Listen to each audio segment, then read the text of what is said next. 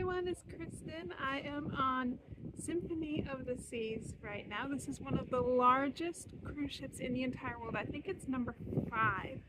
And for those of you who have seen pictures of the Titanic, this ship is about 5 times the size of the Titanic. Where we're on right now is on one of the bridgeways, that's right next to the solarium. And if you look behind me, you can see the helipad in case they have to call the Coast Guard for emergencies and things like that. But right on the other side here is the Teardrop Memorial, which is for the victims of 9/11. So if you get a chance to come and see this, you definitely should. Going under the Versailles Bridge. Will we make it? Here we go.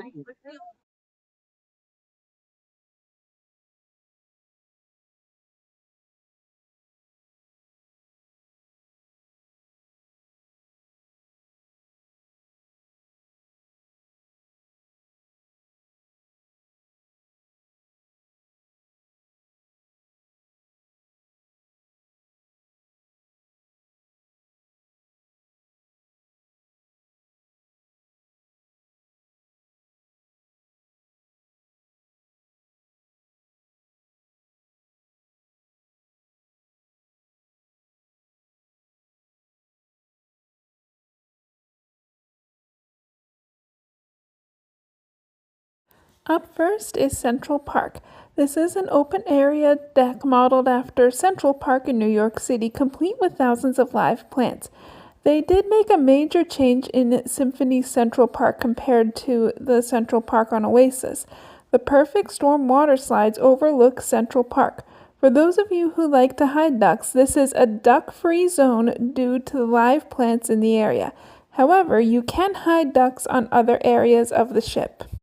Now, one of my favorite spots in Central Park is the Rising Tide Bar. It's a floating bar that you can board on the promenade or at Central Park and ride it to the other location. The entire ride takes about 20 minutes. So this is the path of the ultimate abyss. You're actually going to start way up here, right where that zip line is, and you're going to travel all the way down to here, where we are on the boardwalk on deck 6. Now I want to show you guys something else too. Right behind me is the adult carousel. Now this is another free attraction for you. As you can see, they're just getting the starter ride right now. This is free for kids and adults.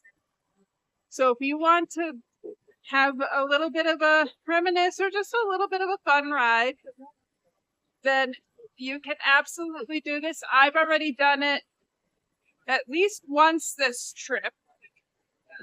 And then right over here, just past the carousel, I want to show you guys something really, really cool.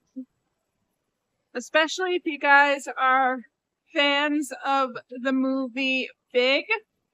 They actually have, and he's right over here. This is an extra charge, but they do have a little bit of an arcade right here. These are extra charge as well. And we're going to keep going for just a minute. Over here, for you fans of Big, we have Zoltar, who will actually read your fortune. Now, he is also an extra charge. So here is the top of the abyss on deck 16. You're going to go up those stairs once they give you a toboggan. And then you're going to look down those stairs and see this. Next up is the Royal Promenade, where you'll find all of your shopping needs. They have some name brand things here, sometimes with decent sales if you time things just right. I mostly shop at the Crown and Anchor shop, and they actually had a decent variety of souvenirs. Everything from apparel to keychains and toys for the kids. I will warn those that like the commemorative t-shirt for the Ultimate Abyss. They don't actually make those shirts anymore. However, they do sell keychains of the Ultimate Abyss. They also have some activities in the Royal Promenade, including parades, and what I'm about to show you, the Royal Caribbean balloon drop to commemorate Royal's 50th birthday at the start of the cruise.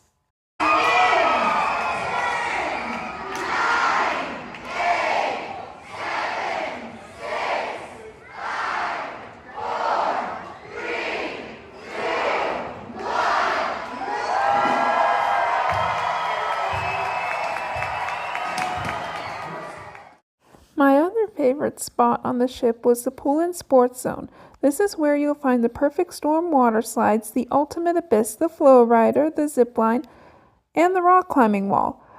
I didn't do the rock climbing wall or the flow rider, but I did do the water slides, Ultimate Abyss, and zip line.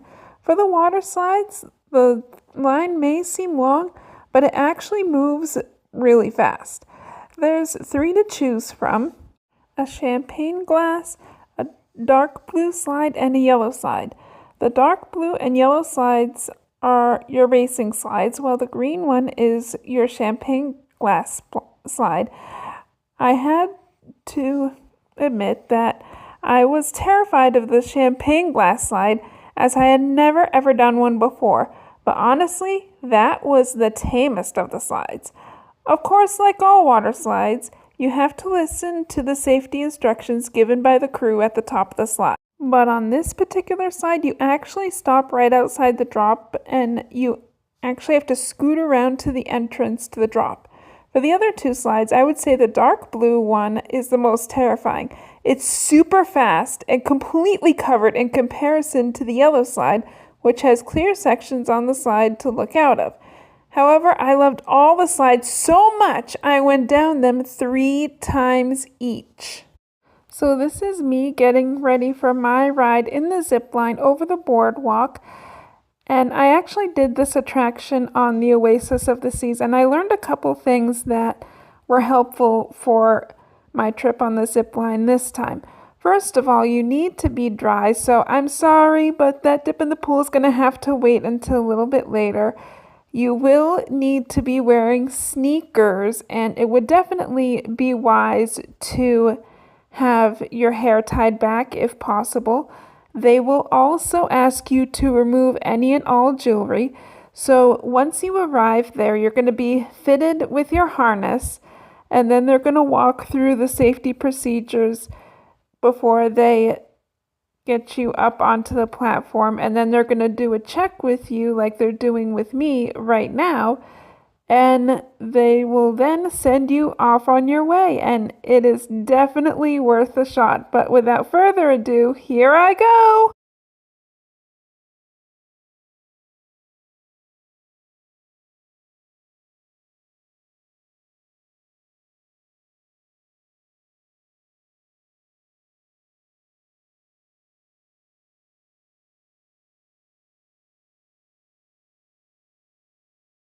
Finally, we have Entertainment Place.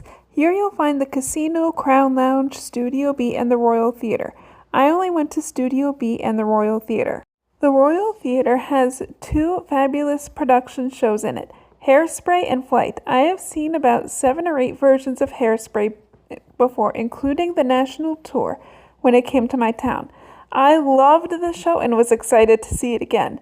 After seeing the show on Symphony, I love the show even more now. The performers did an excellent job, and I love the music. The second show is one that is very near and dear to my heart. It's called Flight. I won't spoil the ending here, but the best place to see the show is in row 6 or 7. It basically tells a story of our history in both space and flight. It's near and dear to me because I am a distant relative of Amelia Earhart, and they did a special tribute to her in the show. The finale was my favorite part of the show, as there's something unique that happens. They also had 2 shows in Studio B, the ice rink. For those of you that have seen 1877, A Journey in Time on Harmony of the Seas, Symphony of the Seas has the sequel playing called 1977, and for those of you who like technology, let's just say drones are involved. If you're like me and haven't seen it, then the show may not make a lot of sense to you, but it's still worth watching, and the cast is incredibly talented. The other show in Studio B is Ice Skate 2.0, which is a completely different vibe than 1977. I personally like the music more in this show, and it really showed off the talent of the skaters in the show. Finally, for the shows, we have the Aqua Show Hero. It's a unique blend of swimming, diving, high wire, slack wire, and of course, cardio drumming. I would highly recommend seeing this show, however, you may want to consider reserving it as opposed to waiting in the standby line. When we went, the standby line was halfway down the boardwalk, and the seats did fill up really quickly. A full review of each show is coming your way soon. Symphony of the Seas also has an adults-only area called the Solarium. It's a covered pool and hot tubs that you have to be 16 or over to use. Now, they do have a Solarium bistro in this area, and for those that have families, you can eat here with your children for free. Children are absolutely welcome to pass through the Solarium. They just can't linger. With that in mind, we ate here many times, and for the most part, it wasn't as crowded as the Windjammer, the ship's buffet. We did eat a few times at the Windjammer. There's the same type of food offered at both the Solarium and the Windjammer. In both cases, you'll find pastries, donuts, fresh fruit, waffles, etc. for breakfast, and foods from around the world at lunch. You can also eat dinner at the Windjammer if you don't want to eat in the main dining room at no extra charge. The Windjammer, while more crowded, was actually one of the easiest buffets for me to navigate, and I never got tired of the variety of food. The main dining room is also another alternative to eat at. They're certainly open for dinner, however, they're also open for breakfast daily and at lunch on sea days. Our wait staff was fantastic and even asked us nightly if we had shows that they needed to be sensitive of so that we could get to the shows on time. The staff was super fun and friendly. Thank you to our waitstaff, Arista and Winguna. For this cruise, throughout the ship, there's another entertainer you may run into, the stowaway piano player. You never know when or where he'll ever be around, and I saw him once on Oasis, but sadly I didn't get to see his performance, so I was ecstatic to see him again. I even got to meet him, and an exclusive with him is coming your way. For this cruise, we stayed in an ocean view balcony cabin for 4. A full cabin review is also coming since there's a unique setup on this ship for quad cabins that I have never seen before. And quite frankly, I think it's genius. With that said, there's plenty of storage for 4 people and the view was breathtaking. Thank you, Royal Caribbean, for making such a wonderful ship that is now one of my favorite ships, the other 2 being Oasis and Anthem. I cannot wait to cruise with you again early next year on Odyssey of the Seas. And as always, if you like this video, if you find it more helpful, or if you just want more cruise content, hit that subscribe button below. And as always, bon voyage!